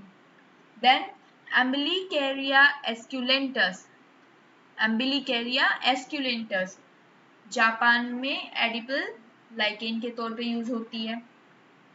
अम्बिलिका एस्क्यूलेंटस इतनी इंपॉर्टेंट नहीं है, ऊपर वाले दो ज्यादा इंपॉर्टेंट है। देन पार्मेलिया, बहुत ज्यादा इंपॉर्टेंट, बहुत ज्यादा इंपॉर्टेंट, ठीक है। पार्मेलिया रॉक फ्लावर इसको बोलते हैं, क्या बोलते हैं? रॉक फ्लावर, चट्टान पुष्प, ठीक है, याद रखो। एज कॉन्डिमेंट्स यूज होते हैं, एज करी पाउडर यूज होता है, यानी करी पत्ता जिसको हम बोलते हैं वो, करी पाउडर यानी करी पत्ता बोल रही हूँ, कढ़ी सुना है? कढ़ी, कढ़ी के अंदर पाउडर वो वाला, ये करी पाउडर वो है, ठीक है। इंडिया में कढ़ी बनती है, याद रखो। पार्मेलिया रॉक फ्लावर है, एज कॉन्डिमेंट्स यूज होते हैं। कॉन्डिमेंट्स तो जानते हो, स्पाइसेस एंड कॉन्डिमेंट्स पढ़े होंगे। स्पाइसेस क्या होते हैं? स्पाइसेस जो होते हैं जब डिशेस बनाते हैं तो उनमें इंग्रेडिएंट्स के तौर पे जो यूज होते हैं वो क्या होते हैं? स्पाइसेस। बट कॉन्डिमेंट्स क्या होते हैं? कॉन्डिमेंट्स जो है जब डिशेस बन जाती हैं उनमें फ्लेवर ऐड करने के लिए जो हम यूज करते हैं, लाइक सब्जी बन गई तो हमने उसमें धनिया पत्ता डाल दिया, तो वो क्या है? वो धनिया पत्ता एक कॉन्डिमेंट है, ठीक है। जब हम डाइनिंग टेबल पे बैठे तो हमें भाई चीज़ों में गरम मसाला डालना है, हमें सैलेड में गरम मसाला डालना है, हमें सैलेड में धनिया पत्ता डालना है, नींबू डालना है, सो ये सब क्या है? कॉन्डिमेंट्स, ठीक है, जो फ्लेवर एड्स करते हैं, ठीक है। ये वाली बात हुई। पिज्जा, पिज्जा खाते हैं, पिज्जा के अंदर हम ऑरिगेनो डालते हैं ऊपर से, तो वो जो ओरिगेनो है वो क्या है? वो कॉन्डिमेंट है जो फ्लेवर ऐड कर रहा है डिश में। डिश बन के तैयार हो चुकी है, उसके बाद जब उसको खाने के लिए बैठे तो हमने फ्लेवर ऐड किया, वो फ्लेवर ही कॉन्डिमेंट होता है। वो किसी भी फॉर्म में हो सकता है, वो किसी भी चीज का हो सकता है, कोई भी चीज हो सकती है जो आपकी डिश में फ्लेवर ऐड करे। तो पार्मेलिया कॉन्डिमेंट के तौर पे यूज होता है, करी पाउडर के तौर पे यूज होता है इंडिया में, ठीक है, ये बोल सकते हैं। Then next comes is Lecanora saxicola. Lecanora saxicola mineral rich होता है, क्या होता है?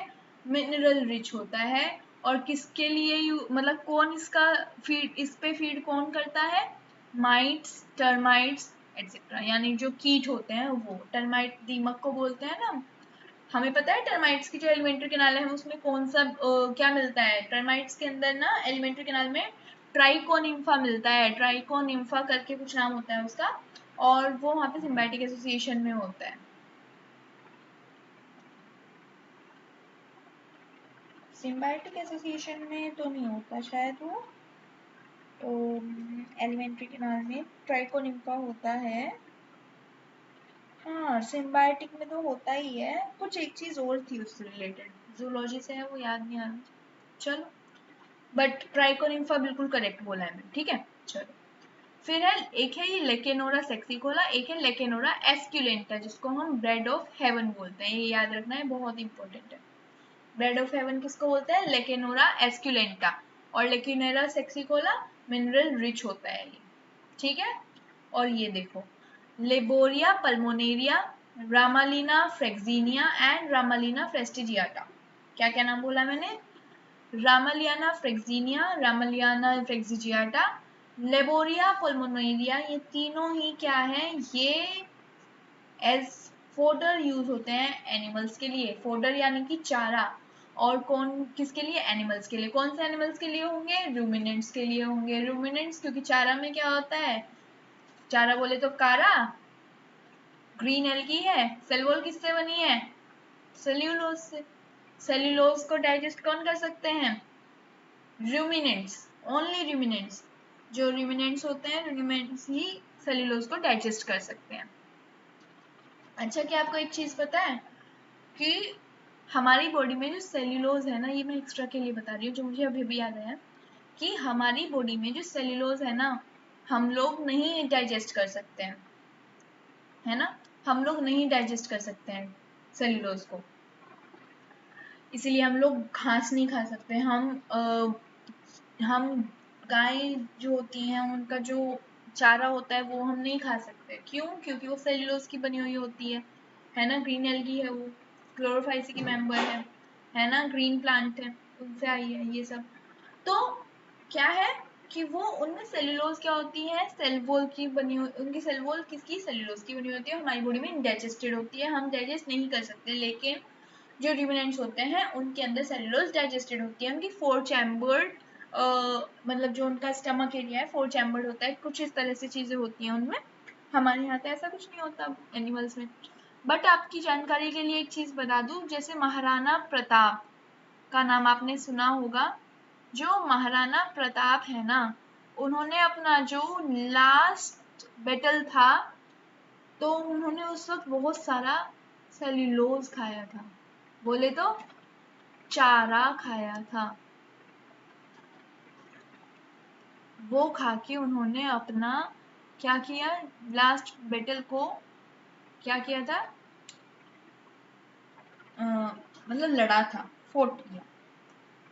तो आप बोलोगे मैम ऐसा कैसे पॉसिबल है, हम भी इंसान हैं, वो भी इंसान थे, तो हम नहीं खा सकते तो वो कैसे खा सकते हैं, हम नहीं डाइजेस्ट कर सकते तो वो कैसे कर सकते हैं। तो इसका आंसर ये है कि आज के टाइम पे हमारी बॉडी में 2 वेस्टिजियल ऑर्गन है। एक अपेंडिक्स, अगर आपने नाम सुना हो और आपको जानकारी हो, बीएससी में पढ़ के आपने जूलॉजी में थोड़ा सा ध्यान दिया हो, तो अपेंडिक्स का नाम सुना होगा। ये एक वेस्टिजियल ऑर्गन है। वेस्टिजियल ऑर्गन बोले तो हमारी बॉडी में से अगर निकाल भी लिया जाए तो हमारी बॉडी पे कुछ इफेक्ट नहीं पड़ता। क्यों? क्योंकि ये नॉन फंक्शनल होता है। सो ये है ना, वेस्टिजियल ऑर्गन है। और एक आता है सीकम। सीकम क्या है? सीकम स्मॉल इंटेस्टाइन का पार्ट होता है ना, सीकम। तो ये जो है ना, उस टाइम पे दोनों ही फंक्शनल हुआ करते थे, ये दोनों ही उस टाइम पे फंक्शनल हुआ करते थे, और इनकी फंक्शनैलिटी की वजह से एबिलिटी थी उस वक्त के इंसानों में कि वो सेल्यूलोज को डाइजेस्ट कर सकते थे। बट आज की डेट में ये सब वेस्टिजियल ऑर्गन हो चुके हैं, दोनों ही नॉन फंक्शनल हो चुके हैं, इसीलिए क्या होता है, हम लोग डाइजेस्ट नहीं कर सकते सेल्यूलोज को। So out of the range वाली बात थी, मुझे याद आ गई तो मुझे लगा आपके सामने ऐड करनी चाहिए। मुझे भी कहीं से पता ही लगी थी, ये बात, तो अब मैंने आपके साथ डिस्कस किया तो मुझे और ज्यादा अच्छे से याद रहेगी, है ना। तो बात है कि कहीं की बात कहीं पे यूज हो ही जाती है, ठीक है। चलो नाउ नेक्स्ट इज, अब हम मेडिसिनल यूज पढ़ते हैं। अब तक हमने एडिबल लाइकेंस के बारे में पढ़ा, भी मेडिसिनल यूज देखो, यानी आयुर्वेद में या फिर दवाइयों के तौर पे हम किसको, लाइकेंस को कैसे यूज कर सकते हैं, कैसे लाइकेंस यूज होते हैं। इधर देखो, पेल्टीजेरा कैनिना, याद है ये पेल्टीजेरा, इसको हमने डॉग लाइकेन बोला था, अगर ऊपर याद हो आपको, ये वाली बात, पेल्टीजेरा कैनिना डॉग लाइकेन है ये। मेडिसिनल यूज है इसका, किसका, ट्रीट्स हाइड, वेट हो जाएगा ये, क्या करता है ये, हाइड्रोफोबिया को ट्रीट करता है। अब समझ में आ रहा है ये डॉग लाइकेन इससे कैसे रिलेट करता है वो बताती हूँ। हाइड्रो बोले तो वाटर, फोबिया बोले तो डर, तो पानी का डर। आपने सुना होगा कि जो एड्स के पेशेंट होते हैं, एड्स के, है ना, कहाँ गया मेरे पास, जो एड्स के क्या होते हैं, ऑटो इम्यूनो डेफिशिएंसी सिंड्रोम ऐसे होता है ना, तो एड्स के जो पेशेंट होते हैं, हमें सुना होगा आपने ये मोटी मोटी भाषा में कि उनको पानी से डर लगता है। या फिर आपने सुना होगा कि डॉग बाइट होने पे जो रेबीज होती है, रेबीज एक बीमारी होती है, एड्स HIV वायरस से होता है, ये हमें पता है। रेबीज कुत्ते के काटने से हो जाता है, डॉग बाइट से। तो जो लोगों को रेबीज हो जाती है उन लोगों को पानी से बहुत डर लगता है ना, उन लोगों को पानी से बहुत डर लगता है। तो आपकी जानकारी के लिए आपको बता दूं, अगर आपका कोई पेट है या फिर किसी वाइल्ड डॉग ने या फिर कोई स्ट्रीट डॉग है उसने आपको कभी भी बाइट किया हो, हाँ, कभी भी बाइट किया और आपको लगा हो कि यार कोई बात नहीं, बाइट कर लिया हमने, थोड़ा सा इंजेक्शन लगवा लिया और हो जाएगा काम, हाँ, तो उस वक्त के लिए वो आपको, आप कह सकते हो कि आपको लगेगा ठीक है, हमने टिटेनस का इंजेक्शन बोलते हैं जब कुत्ता काट लेता है, तो टिटेनस का इंजेक्शन, रेबीज का इंजेक्शन, ऐसी सब चीजें होती है तो करवा लेते हैं। तो अगर आप वो उसके लिए प्रॉपर ट्रीटमेंट नहीं ले रहे हो कि उस वक्त के लिए आपको लगता है कि हाँ ठीक हो गया मैं, बट अगर आप उस वक्त के लिए उस पर ट्रीटमेंट नहीं ले रहे हो ना, तो फ्यूचर में जाके आपको ये इशू देखना पड़ सकता है, ये आपके लिए बहुत ही खतरनाक साबित हो सकता है, क्योंकि जो ये हाइड्रोफोबिया है ये एक बहुत ही फेटल चीज होती है, एक बहुत ही खतरनाक चीज होती है, ठीक है, ये एक बात है। तो ये ट्रीट करता है कौन, पेल्टीजेरा कैनिना हाइड्रोफोबिया को, ये समझ आ गया। चलो, पार्मेलिया पर्लाटा, फिर से देख रहे हो पार्मेलिया, पार्मेलिया पर्लाटा ये किसको ट्रीट करेगा, स्नेक बाइट को, स्कॉर्पियन बिच्छू की बाइट बहुत जहरीली होती है, स्नेक बाइट बहुत वेनोमस होती है, तो उनको ट्रीट कौन करता है, पार्मेलिया पर्लाटा। लोबेरिया पल्मोनेरिया, लोबेरिया पल्मोनेरिया लंग वॉर्ट लाइकेन इसका नाम होता है। लोबेरिया पल्मोनेरिया का नाम क्या है, पल्मोनेरिया से याद रखो लंग वॉल्ट, लंग आपको पता है लंग्स जो होते हैं पल्मोनरी कुछ इस टाइप से क्या होता है उनका, जो लेयर्स होती हैं पल्मोनरी लेयर्स, कुछ इस तरह की कुछ चीज होती है वहां पे, तो पल्मोनरी वेन्स वगैरह हार्ट से रिलेट करती हैं, उससे याद रख सकते हैं हम आस पास से चीजों को, है ना। लोबेरिया पल्मोनेरिया सो लंग वॉट केवल कनेक्ट कर सकते हैं, और लंग से रिलेट कर रही है तो अस्थमा को ट्रीट करेगी। नेक्स्ट इज क्लेडोनिया क्लेडोनिया पिग्जीडाटा, क्लेडोनिया पिग्जीडाटा, हमने ऊपर पिग्जीडाटा नहीं पढ़ा, वो क्लेडोनिया की रेंजीफेरा थी जो हम पढ़ते आ रहे थे, ये है क्लेडोनिया पिग्जीडाटा। ये ट्रीट करती है वूपिंग कफ, वूपिंग कफ बोले तो काली खांसी, ठीक है, आपने नाम भी सुना होगा, काली खांसी बहुत ज्यादा लंबे समय तक क्रोनिक डिसीज है, और वूपिंग कफ अगर ज्यादा लंबे समय तक हो तो टीबी में कन्वर्ट हो जाती है, ऐसा भी आपने सुना होगा, ट्यूबरक्यूलोसिस में डेवलप हो जाती है। और ट्यूबरक्यूलोसिस क्या है, ट्यूबरक्यूलोसिस एक बैक्टीरियल इन्फेक्शन है, ठीक है। चलो, ऊसनिया बर्बाटा क्या है, बर्बाद करके रखा है इसको हम, इसमें क्या होता है, ऊसनिक एसिड होता है, ऊसनिया बर्बाटा में क्या होता है, ऊसनिक एसिड होता है, और ये एक एंटीबायोटिक की तरह काम करता है, pain killer, right, antibiotic pain killer ही तो होती है। कुछ लाइकेन्स को टोबैको के अंदर भी यूज किया जाता है, क्योंकि उन लाइकेन्स में हेलुसिनोजेनिक इफेक्ट जो है वो शो होते हैं, यानी कि वो नशीला इफेक्ट शो करते हैं लाइकेन्स को, इसीलिए टोबैको के अंदर भी यूज होते हैं, क्योंकि टोबैको में निकोटीन होता है नशीला पदार्थ, और उसके ही कारण हेलुसिनोजेनिक इफेक्ट शो करते हैं कुछ लाइकेन्स, इसीलिए उनको टोबैको में ऐड किया गया। पार्मेलिया के जो ड्रग्स होते हैं वो एपिलेप्सी को ट्रीट करते हैं, यील्ड करते हैं, यहाँ पे मैंने यील्ड लिखा है, यानी पार्मेलिया से जो ड्रग्स यील्ड होते हैं, ठीक है, पार्मेलिया से जो ड्रग्स बनाए जाते हैं वो एपिलेप्सी, एपिलेप्सी क्या होती है, एपिलेप्सी हम बोलते हैं मिर्गी के दौरे, ठीक है, मिर्गी के दौरे, जो पार्मेलिया से बीमारियां होती हैं, सॉरी पार्मेलिया से जो ड्रग यील्ड करते हैं वो किसको ट्रीट करते हैं, एपिलेप्सी को। और ये छोटी छोटी चीजें हमारी बाकी रह गई, एक लास्ट स्लाइड है, डाइज। तो डाइज अलग अलग कलर के तरह के रंग होते हैं, डाइज जिनको हम बोलते हैं, तो लाइकेन से डाइज भी बनती है, बहुत ही इंपॉर्टेंट है, इनको आपको बहुत अच्छे से पढ़ना है, मेडिसिनल यूजेस को भी बहुत अच्छे से पढ़ना है, मैंने वेल एक्सप्लेन किया है हर चीज को, ठीक है। चलो, 3 तरह की डाई है, ऑर्किल, ऑर्सिन एंड लिटमस। ऑर्किल जो है वो ब्लू कलर की डाई होती है, ऑर्सिन ऑरेंज कलर डाई होती है, और लिटमस हमें पता है रेड और ब्लू, है ना, लिटमस पेपर जो लेबोरेटरीज में यूज होते हैं, एसिड बेस इंडिकेटर होते हैं, पढ़ा है ना, तो ये हमें बताना है।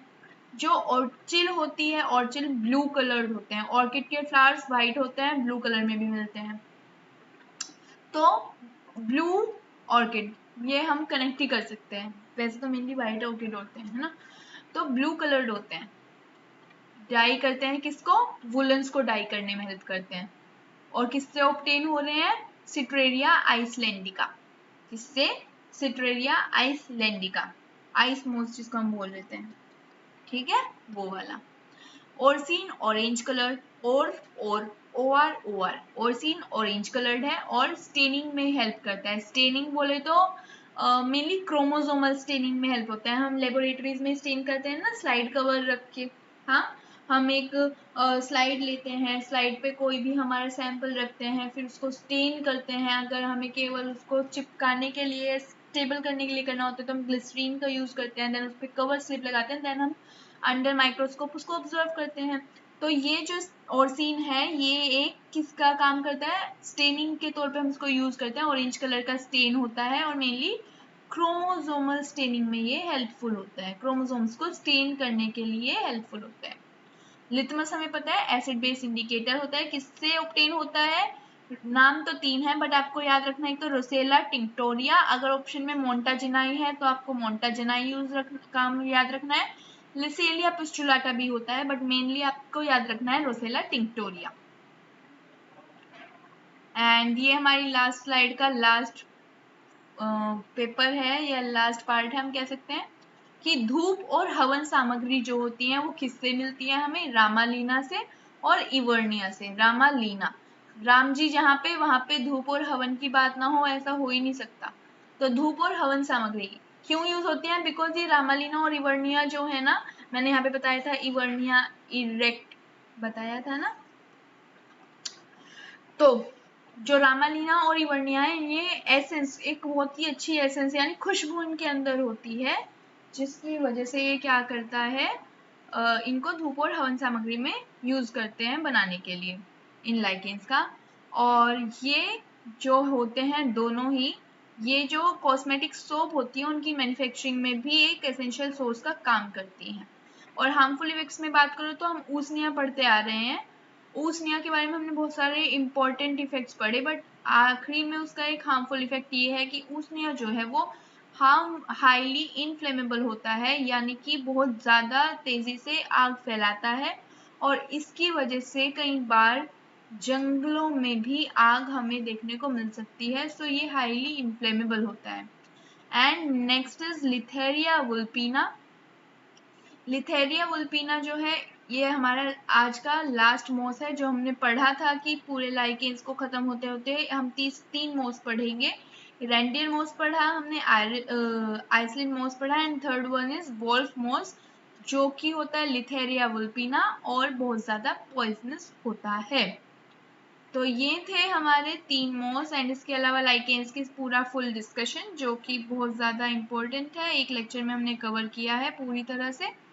और नेक्स्ट लेक्चर जो हम रिकॉर्डेड आपको देंगे उसका होगा ब्राइफाइट सीरीज शुरू करेंगे। एंड इसके अलावा 2 टर्म लाइकेंस में बाकी रह जाती है, वो मैं यहाँ पे आपके लिए मेंशन कर देती हूँ। वेट,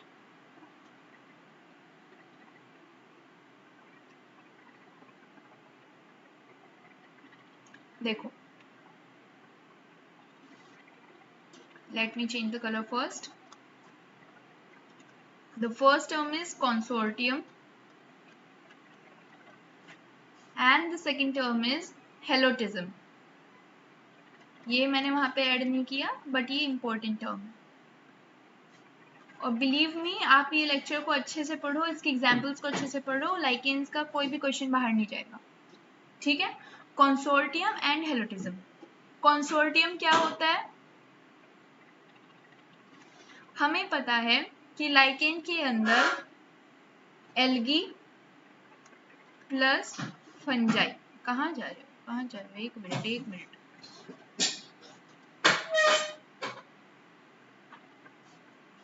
हाँ जी, एल्गी प्लस फंजाई ये देखने को मिलते हैं लाइकेन्स के अंदर। क्या देखने को मिलते हैं? एल्गी प्लस फंजाई, यानी एल्गल कंपोनेंट है और फंगल कंपोनेंट है, दोनों मिलकर क्या बनाते हैं? लाइकेन्स बनाते हैं। तो इस तरह का थैलस जिसमें एल्गल और फंगल कंपोनेंट दोनों होते हैं जो कि लाइकेन्स बनाते हैं, हम बोलते हैं इस तरह के थैलस को क्या बोलते हैं? हम कंसोर्टियम बोलते हैं।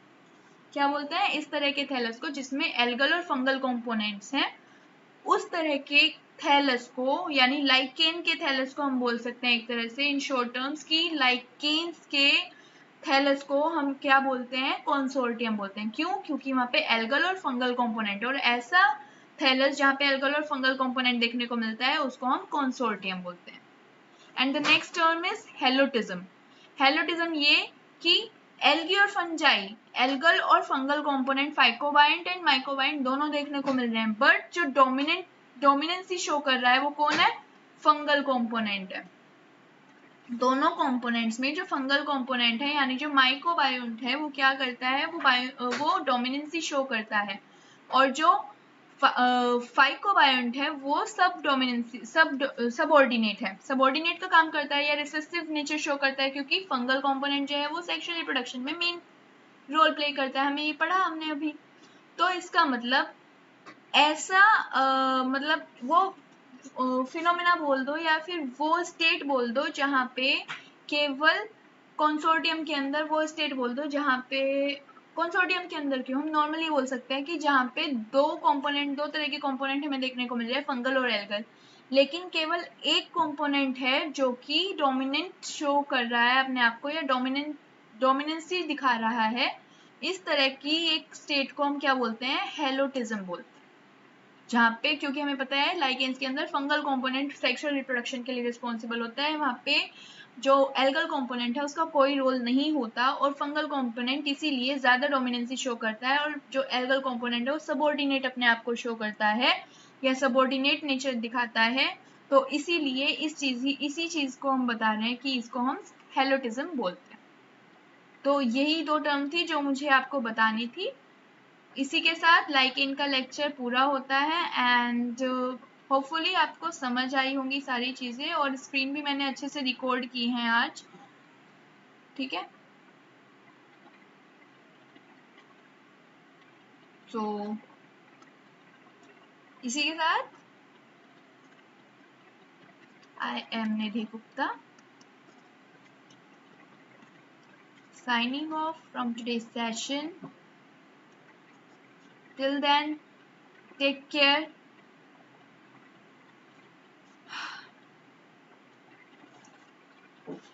Keep learning and Radhe Radhe. Goodbye, students.